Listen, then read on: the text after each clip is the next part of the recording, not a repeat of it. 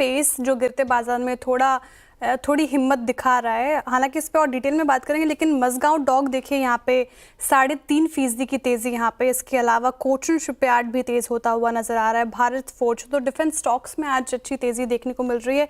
एक chart check लेते हैं और फिर फंडामेंटली जानेंगे बाद में कि क्यों आज डिफेंस स्टॉक्स में थोड़ी तेजी है।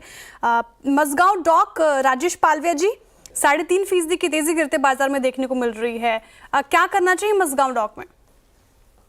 तो स्ट्रक्चरल स्टॉक का स्टेबल है। अगर हम वीकली चार्ट पे भी देखें तो पिछले 5-6 वीक से स्टॉक एक साइडवेज कंसोलिडेशन दिखा रहा है। नियर टर्म चार्ट पे stock 20 day 50 day moving average को निगोशिएट करते हुए दिख रहा है। सजेशन ये रहेगा कि मजगांव डॉक जिनके पास है बने रह सकते हैं। अभी यहाँ पे important support area down side में जो है वो करीब 2170 के आसपास, जब तक ये स्टॉक इसके नीचे नहीं फिसलता है आई थिंक यहाँ पे एक पुल बैक का अटेम्प्ट लेते हुए दिख सकता है स्टॉक। और पुल बैक में 2300 के लेवल क्रॉस होने के बाद स्टॉक में तेजी और बढ़ सकती है। तो 2170 के स्टॉप लॉस से पोजीशन होल्ड रख सकते हैं मजगांव डॉक।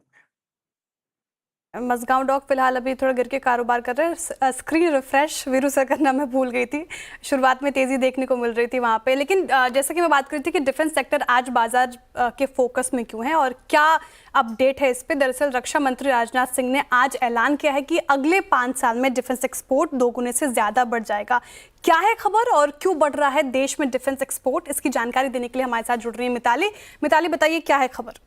तो भारत अब सिर्फ डिफेंस सेक्टर में आत्मनिर्भर ही नहीं बल्कि एक बड़ा एक्सपोर्टर भी बन रहा है। अगले 5 साल में देश 50,000 करोड़ का डिफेंस एक्सपोर्ट करने वाला है।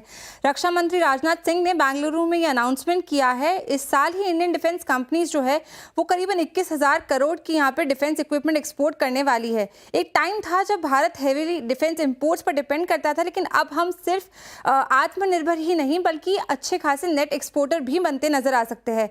तो कैसा सपोर्ट यहाँ देखने को मिल रहा है जिससे डिफेंस सेक्टर को बूस्ट मिल रहा है, उसकी बात करें तो मोदी सरकार हर साल डिफेंस बजट बढ़ा रही है। 2025-26 की अगर मैं बात करूं तो यहाँ पे 6.81 लाख करोड़ का यहाँ पे एलोकेशन डिफेंस सेक्टर के लिए हुआ है, जो कि साल दर साल बेसिस पे 9.5% से ज्यादा है। सरकार डोमेस्टिक कंपनी से ज्यादा प्रोक्योरमेंट पर भी फोकस कर रही है और 1138 कुल डिफेंस के आइटम जो है वो की नेगेटिव लिस्ट में डाल दिए है, जिससे इंपोर्ट कम हो और देश में ही प्रोडक्शन बढ़ता नजर आए। इसके अलावा मॉडर्नाइजेशन और R&D पर भी हेवी इन्वेस्टमेंट हो रहा है। आज इंडियन कंपनीज 100+ देशों को डिफेंस इक्विपमेंट एक्सपोर्ट कर रही है।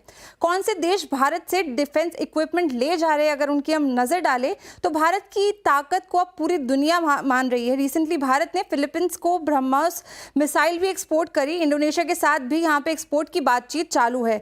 अर्मेनिया को आकाश और पिनाका मिसाइल सिस्टम दिया गया है, जबकि गुआना को डॉर्नियर 228 क्राफ्ट मिला। नाइजीरिया ने HAL से 4 लाइट कॉम्बैट हेलीकॉप्टर्स भी खरीदे हैं। इसी के चलते अफ्रीका, वियतनाम, UAE ऐसे जैसे देशों में भी हमारी बातचीत चालू है एक्सपोर्ट्स के लिए। भारत का जो नेक्स्ट फोकस है वो कहाँ है, तो भारत सिर्फ ट्रेडिशनल वेपन्स पर ही डिपेंडेंट नहीं बल्कि मॉडर्न टेक्नोलॉजीज में भी आगे उभर कर आ रहा है। डिफेंस सेक्टर में अब UAVs यानी कि unmanned aerial vehicles, artificial intelligence और इलेक्ट्रॉनिक वॉरफेयर सिस्टम्स पर फोकस किया जा रहा है। डेडिकेटेड मैन्युफैक्चरिंग कॉरिडोर्स बनाए जा रहे हैं ताकि डिफेंस प्रोडक्शन और तेजी से बढ़ सके। तो इसी के चलते आज डिफेंस मिनिस्ट्री का जो ये ऐलान था कि 50,000 करोड़ की FY29 तक हमें एक्सपोर्ट देखने को मिल सकती है, तो ये काफी बड़ा अप्रोच देखा जा सकता है। जी, FY29 तक लगभग 50,000 करोड़ रुपए यानी करीब आधा ट्रिलियन के एक्सपोर्ट्स का टारगेट रखा गया है। और यही कारण था कि सुबह इनफैक्ट एक स्ट्रॉन्ग मूव था, लेकिन उसके बाद मार्केट, याद रखिएगा, मार्केट के साथ पूरा का पूरा डिफेंस पे कोलैप्स हुआ। मजगांव डॉक बैकफुट पे आ गया था। इट्स 2218, अब ऑलमोस्ट डीलो की ट्रैजेक्टरी में ट्रेड कर रहा है, तो मैं थोड़ा सा सुधार करना चाहूँगा यहाँ पे।